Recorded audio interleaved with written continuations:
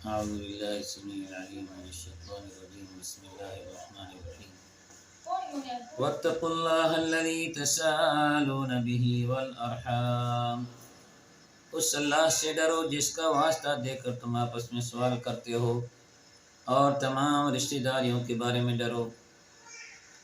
ارحام رحم کی جمع ہے۔ رحم کا معنی ہے ماں کا پیٹ۔ ساری انسانیت ایک ہی ماں باپ سے پیدا ہوئی۔ انسانی حقوق کی تاکید اس میں اور اس سے ڈرنے کی بات پہلے آ چکی ہے۔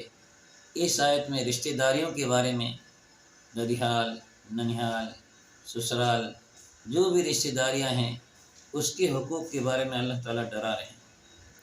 اپنی ذات سے ڈرا کر ہمیں تمام رشتہ داریوں کے بارے میں ڈرا رہے ہیں۔ اس کا مثبت پہلو یہ ہے کہ ہم تمام رشتہ داریوں کے ساتھ خیر خواہی، ہمدردی اور ایک دوسرے کے دکھ سکھ میں شریک رہیں۔ اس کو صلہ رحمی کہتے ہیں، یعنی رشتہ داروں کے ساتھ اچھا سلوک کرنا۔ اس کا قرآن پاک میں کئی جگہ ارشاد ہوا ہے اور احادیث میں مستقل، بخاری شریف، ترمذی شریف، مسلم شریف اور تمام صحاح ستہ اور بڑی احادیث کتابوں میں باب صلۃ الرحم، رشتہ داروں کے ساتھ حسن سلوک کا بیان۔ یہ بہت زیادہ کئی سینکڑوں حدیثیں اس سلسلے میں پیش کی گئی ہے۔ ان تمام احادیث میں یعنی اللہ اور اللہ کے رسول یہ چاہ رہے ہیں کہ رشتہ داروں کے ساتھ خیر خواہی کرو، ہمدردی کرو، ان کے دکھ میں کام آؤ، جب بیمار ہو تو بیمار پرسی کرو اور ان کے ساتھ صدقہ اور بھلائی کرو۔ یعنی تمام انسانوں کی ہمدردی پہلے بیان کی گئی اور پھر رشتہ داروں کو دوبارہ تاکید کے ساتھ ارشاد فرمایا۔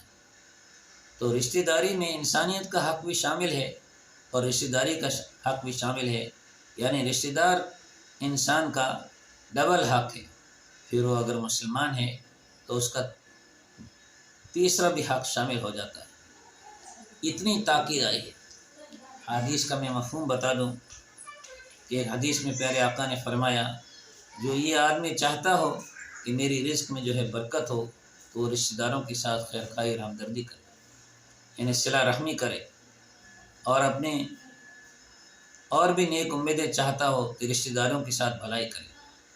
دوسری حدیث میں فرمایا ہے کہ مفہوم ہے اطعم الطعام وصل الارحام، کھانا کھلانا اور رشتہ داروں کے ساتھ بھلائی کرنا یہ بہت بڑی نیکی ہے۔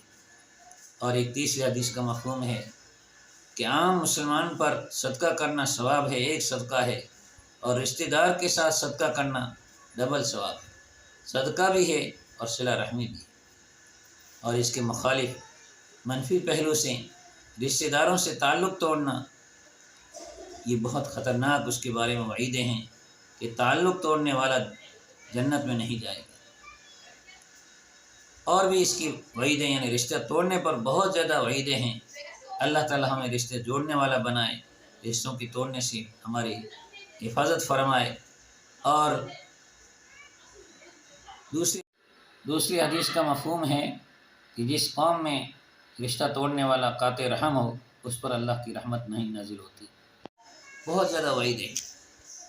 اس سے ہمیں اپنے گھر بار میں، پریوار میں، رشتہ داری میں یہ اللہ اور اللہ کے رسول کا جو منشا ہے، رشتوں کو جوڑو اور رشتوں کے ساتھ جو ہے رشتہ داروں کے ساتھ بھلائی کرو، اس پر عمل کی اللہ تعالی ہمیں توفیق عطا فرمائے۔ اسی کو ہم اصلاح معاشرہ یعنی سماج سدھار کہتے ہیں کہ ہماری سماج میں، ہمارے خاندان میں ہم رشتہ داروں کے ساتھ حق حقوق بھی ادا کرنے والے بنیں، حسن سلوک کرنے والے بھی بنیں، اور ان کے ساتھ بھلائی کرنے والے بن کر ہم شریعت محمدیہ، شریعت رحمۃ اللہ عالمین کو اپنے سماج میں، اپنے گھر میں، اپنے گھرانے میں لانے والے بنیں۔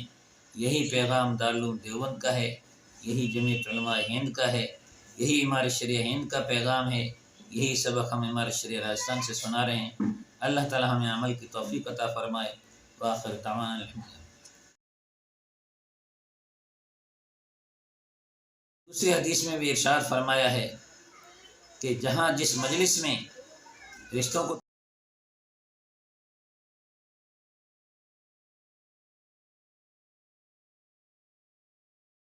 توڑنے والا موجود ہو اس پر اللہ کی خاص رحمت نہیں ہے۔